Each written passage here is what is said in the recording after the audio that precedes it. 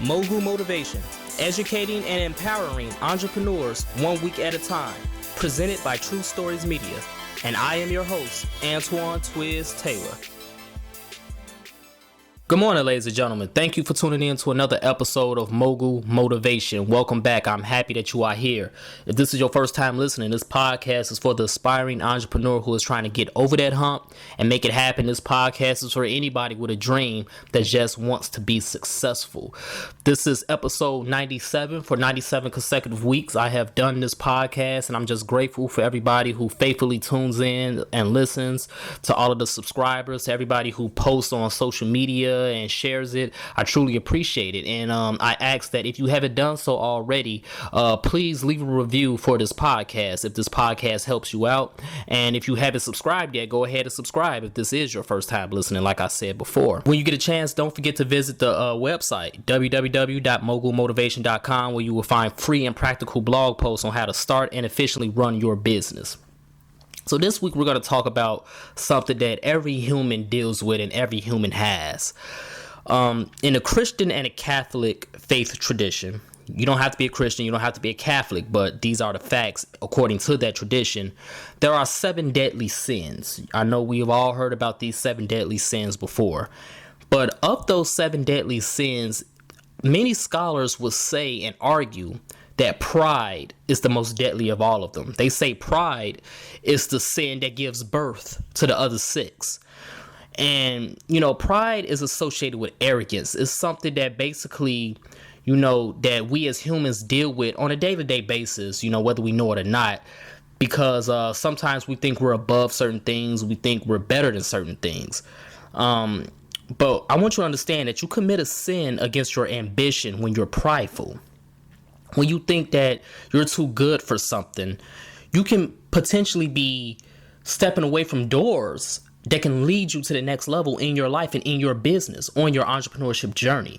I understand that, it comes a time as entrepreneurs where, we don't want to do certain things that we had to do in the beginning, but we always have to remain humble and keep in mind that, if I don't want to do this job, or if I don't want to take on this customer or this client, I can always refer them to somebody else who can do it, who might be better skilled for that job, who can benefit from it and elevate themselves. We can't just shut certain things down altogether as entrepreneurs when we move on in our journey.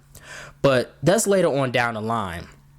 I want to talk about when you first start out as an entrepreneur right quick. When we start out in business, no one starts anything great and they come out the gate flawless. I want you to understand, ladies and gentlemen, it's okay to have humble beginnings. It's okay to have a beat up car that's going to get you from A to B. It's okay to not have everything together. It's totally okay because you're just starting out. You can't worry about external images and perception. You can't worry about that. The only thing you need to worry about is your business and the fact that you're doing something every single day that most people can't do and most people won't do. Don't worry about what type of equipment you have, or the fact that you're working out of your small apartment, or, out of the basement of your parents' house. Don't worry about those things, because you're building something great, and everything great has to start somewhere. The Great Wall of China was started with one stone, and they began to build from that one stone, and now look at it. The Eiffel Tower was started somewhere. The Sears Tower was started somewhere. Everything of greatness starts somewhere. So stop worrying about what other people are going to think about you, about how people are going to laugh at you, about how people are going to think you're broke, about how people are going to think this and that. You have to be transparent, and you have to be honest on your entrepreneurial journey. You have to. That's the difference between pride and being proud. You have to be proud of what you're doing, because everything that you acquire, everything that you accomplish is through your hard work and your grit and your determination, and the fact that you refuse to quit every single day. Be proud of your business. Be proud of the things you've accomplished. Don't be prideful. Don't try to downplay what you've done. Don't try to downplay what you have. Don't be prideful because you feel like you need to be above the level that you're at already. Because you're committing a sin against your ambition when you do that. I know for a fact A lot of people on social media that I know personally and that I know of, I know for a fact that they're broke and struggling just like you. They might be on social media taking fancy vacations.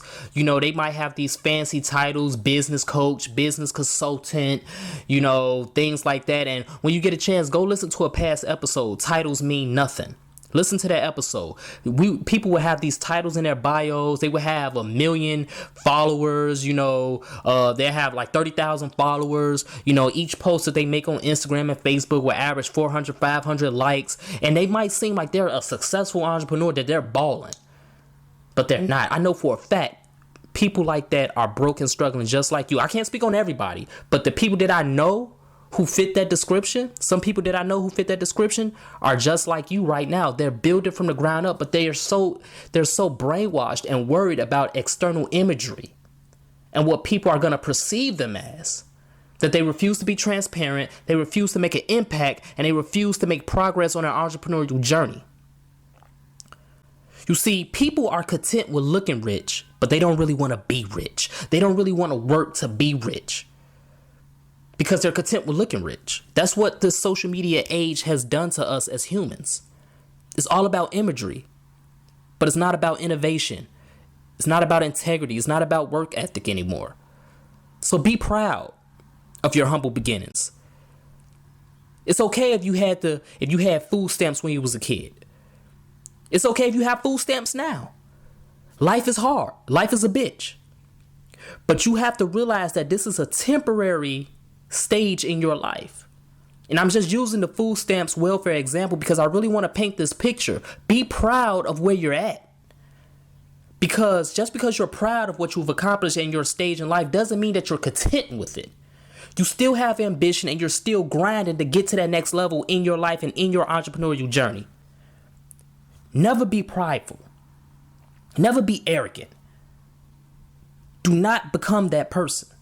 Like I said, we have those traits on a day-to-day basis because we're human.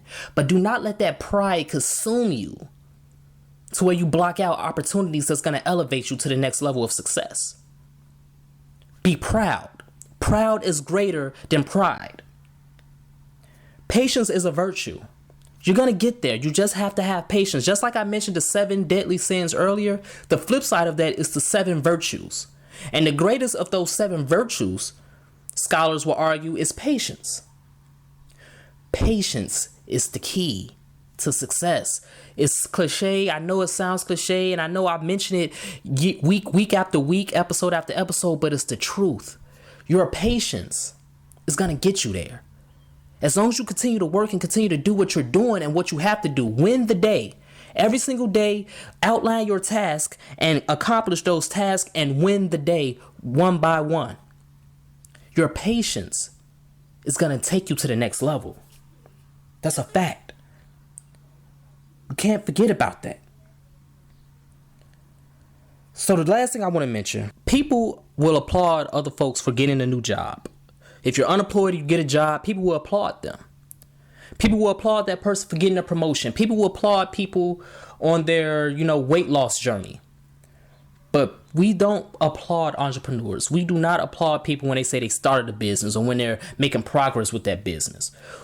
Entrepreneurs don't get that much love. And you know why that is? Because I see a lot of my entrepreneur associates, they complain about this. I used to complain about this too. It's because we have seen unemployed folks get hired before. We have seen people on the job get promoted before. We have seen people who have been overweight lose weight and get into healthier bodies before.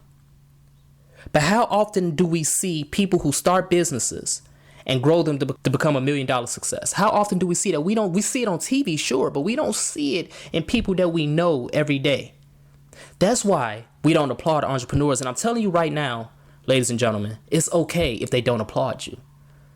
Because you will be the example. You will be the prototype. You're going to be the person to show them that it can be done. You can start this business today. You can have this dream today and have patience and be proud and grow it into a multi-million-dollar company tomorrow. You can do it because I've done it. It's at that point that they're going to support you. It's at that point that they're going to be proud of you, that they're going to applaud you. But it's also at that point that they're going to see that it can be done, and then maybe they're going to do it too.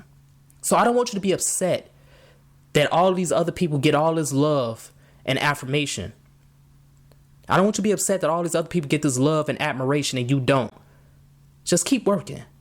Just continue to imagine reality and continue to be proud of your business because you know what you're building and you know where you're headed towards. Just have that patience. So that's my message this morning, ladies and gentlemen. Have a great week. I'll talk to you next time.